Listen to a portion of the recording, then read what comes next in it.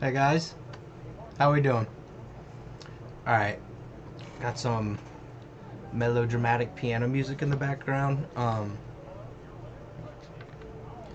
So today I'm just gonna talk a little bit about how manga helps mental health, and or really like entertainment, help how it can help mental health.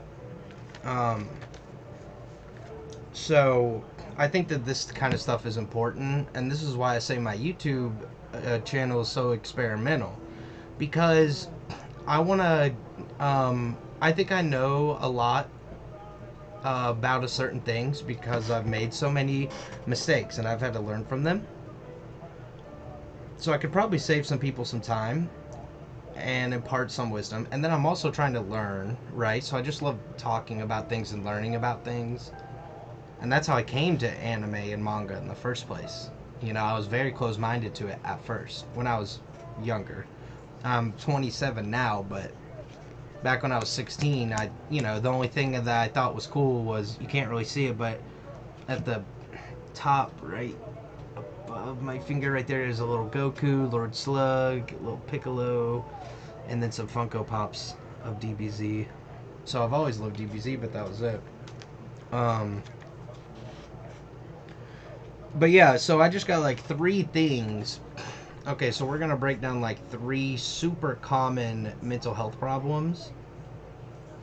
How, like, I'll give a tip for each one, and then I'm gonna tell you how each one could be solved through various entertainment mediums. Okay? Um, so, and by the way, I'm not a professional. I'm not a psychiatrist, psychologist, nothing like that. This is not help. So, this is just discussion. And I just want the comment section to discuss these things and spark discussion. And also, I want to end negative stigma towards mental health, of course. So, the first one is just like anger. And, like, I would say that people who have mental health issues, a lot of times anger is a symptom or a symptom of a symptom. And uh, like, I literally have no clue what I'm talking about. This is why I said this is a discussion, this is my opinion, you know what I mean? But I think that anger is a pretty common symptom. Personally, I think that. And I also think that a good tip um, is when you're in that moment to take deep breaths through your nose and kind of start walking a little bit and don't really say anything. Don't participate in an argument in that moment. Don't do anything. But a lot of times for me, I know that this might sound shallow, like a shallow tip to like, oh, he didn't say like go run or go punch a punchy bag or something maybe either cliche or just something that you kind of already knew worked. But Make what it the what I best have back to found, school ever all with the cliches, HelloFresh, guys, America's they're most cliches for a popular meal reason. kit. They're cliches for a reason. Okay, and a lot of times they work. So eating better foods, not drinking alcohol, not taking benzos, not smoking weed or whatever helps you, you kind of are going to already know what hurts you and helps you in general, but just one little tip that a lot of people I think overthink is the power and the importance of the nose breath. I am bipolar, might be borderline. I'm still looking into it with treatment, with professional treatment. Uh, but we're doing a good job of taking care of my symptoms, and I have had a lot of anger in the past, and I'm working on it. I've worked on it my whole life, but I can tell you that every time a situation got carried away, I did not think about that nose breathe in that moment because I was too heated and I didn't take a moment to just stop. And that is a cliche, and it is definitely what I'm saying. One of the cliches that works is to just take a moment and stop. But what I'm specifically saying that's a little different is, yeah, the nose breathing. And I'm talking about not some regular nose breath. I mean like I when I go get away, I'm pissed. Like somebody was just like, your point's stupid and you're an idiot. You know, they just said something that triggered me so bad. Like, your mom's fat, or that's why your girlfriend broke up with you. Something just so triggering. And yeah, you just gotta, and just kind of like, I kind of like hold my teeth and grit them a little bit, but I try not to, like, gnash or anything. And by doing that, I just feel like my fucking brain gets a chance to, like, actually breathe in that moment of stress, and it helps a ton. And with mediums, I'm gonna say with anger, one of the big things that I've seen is when you play online competitive games, which I do a lot, if you learn to lose, without getting really, really heated, and actually, if you're able to get to the point where you can lose and compliment aspects of the other person and just keep it that way, not ever falling into those pit traps of toxicity on online competitive gaming, I would say that that is seriously a great way to sharpen your anger skills. Like, go online and see how mad you get when you're alone, and if you can contain it, if you stay positive, like, I would say that that's a pretty good way to stay disciplined on that. Now, depression. Depression is, it affects millions. It's very serious. I think it's very overlooked. People say, everybody's got a little depression. It's like, well, not really. Like, you can have clinical depression, you can just be sad. There's a difference. And, like, I'm gonna say, I have depression a lot too. And, it's okay. I work through it. And I'm gonna say that one of the things about depression is, find someone to talk to at one point every single day, I would say. And my tip for depression would be to find someone to talk to, anybody you kind of like trust, anybody you do trust, not kind of, and tell them something good that you did that day, and do like a self brag. Um, I think that that's super cool and a great way to remind. Okay, so I think this is a great system for depression, because while it does not cure it and it does not lift you up from a deep bad depression, I do think that this is a great way, once you've kind of maybe gotten out of a deep dark pit, like you're just coming up. I think this is a great way to stay afloat and not just fall right back. And I do think this can help you get out of a deep dark pit. Um, just the idea of, okay, you want to make sure that you accomplish something that day, and then you want to make sure that you go tell someone about it. And these give you, no matter what your beliefs are in life, this does give you a goal and a destination and something to focus on, which is also huge for depression, is just focus and focusing elsewhere.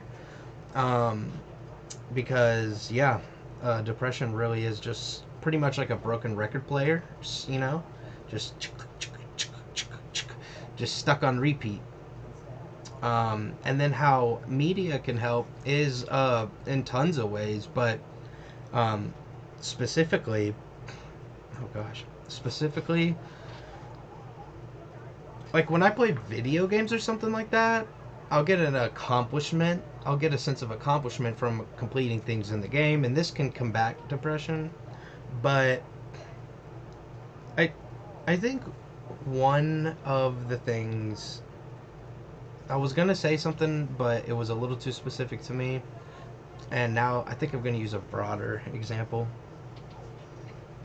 I think with depression, um,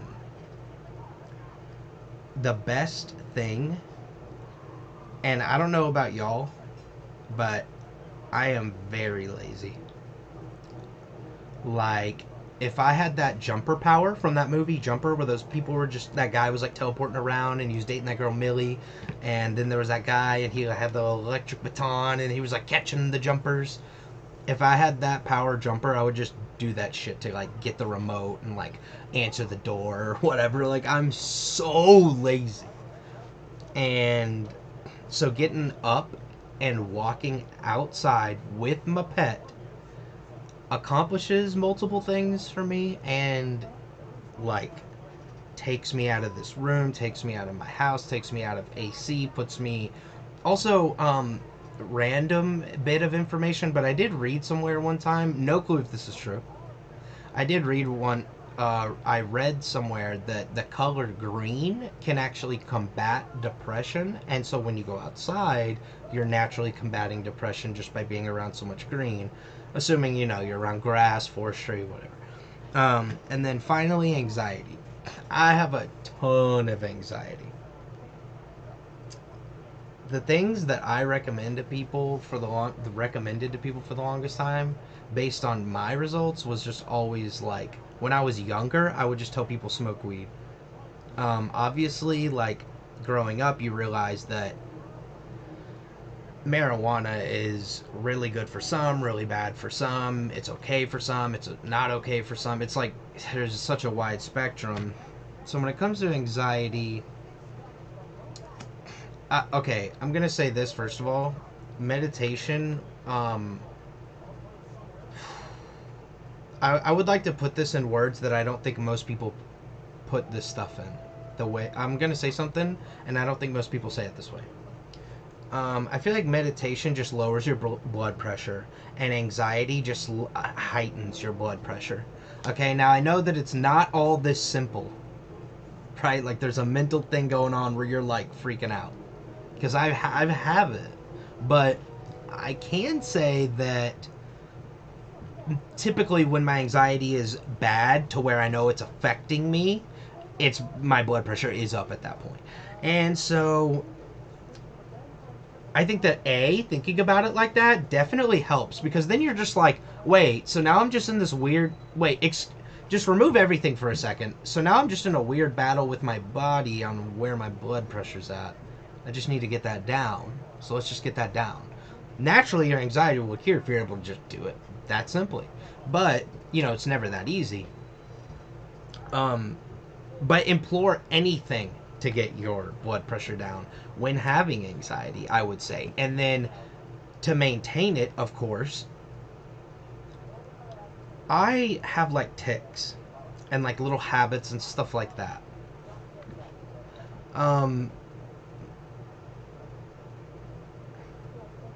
With anxiety, I think it's really good to have something where you carry around where you're either chewing on gum or squeezing something.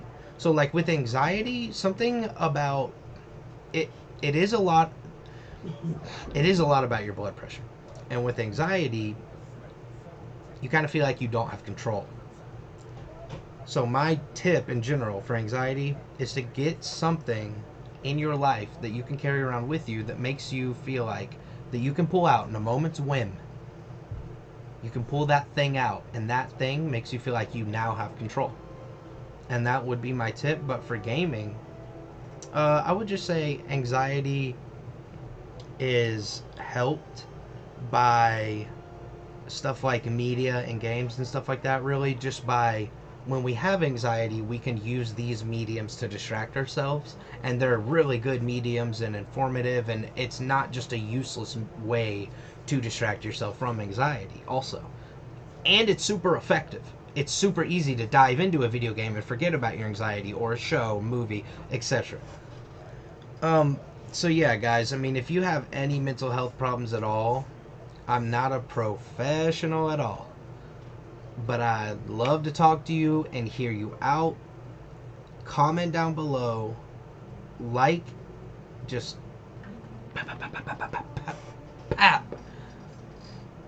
pap that like button, subscribe button. But yeah, hit the like and subscribe button, guys, and definitely If y'all have anything to say, anything to add, anything you want to dispute, anything you would just like to discuss and keep the conversation rolling, we got some inertia, right? And so we want that inertia to go in the positive sort of momentous direction. So, big words. I'm not smart, okay? I'm not. Half of y'all are smarter than me. I had to use notes for this. So, yeah, just let's talk about it, guys. And I just would love to hear everybody's stories and see how everybody can relate to one another. And just, I want to create like a positive atmosphere here and a progressive, like, move forward atmosphere as well. So, yeah, thanks, guys. Thanks for your time. And I'll see you later. Bye.